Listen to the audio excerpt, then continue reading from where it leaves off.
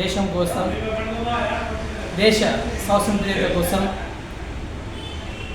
ఉద్యమించిన మన రాజ్గురు, సుఖ్దేవ్, భగత్ సింగ్, ఈ ఎవరైతే మన ఫ్రీడమ్ ఫైటర్స్ ఉన్నారో వారి యొక్క పురికొమ్మం ఎక్కిన రోజు ఈరోజు.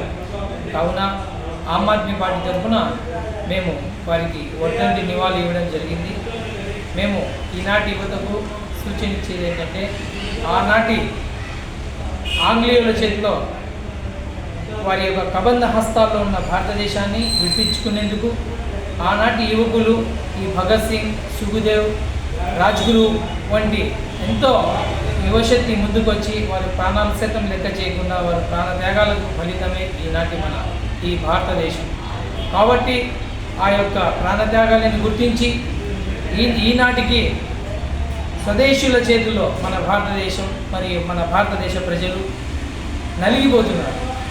ఆనాడు స్వాతంత్రం తెచ్చుకున్నది ఎందుకో ఈనాటి యువత మనం గ్రహించుకోవాలి.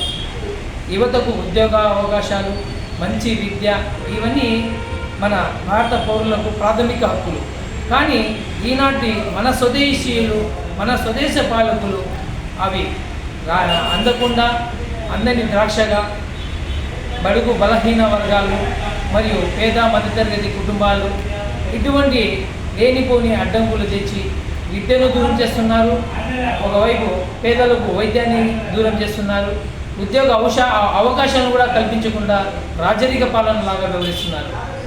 అందుకు ఈనాటి యువతకు ఆమ్ ఆద్మీ పార్టీ తరఫున పిలిపిస్తున్నాం. ఆనాటి ప్రాణ త్యాగాల స్థాయి చేసిన మహానుభావులను స్ఫూర్తిదాయకంగా తీసుకొని ఈనాడు మనం కూడా ఉద్యమించాల్సిన అవసరం ఎంతైనా ఉంది. కాబట్టి యువతకు పిలిపిస్తున్నాం. మన యొక్క హక్కుల కోసం మనం పోరాడదాం. ఈనాటి కూడా మన హక్కుల కోసం మనం పోరాడుకుంటున్నామంటే ఈ అసమర్థ పాలకుల యొక్క అసమర్థత ఏంటో మనం గుర్తించాలి.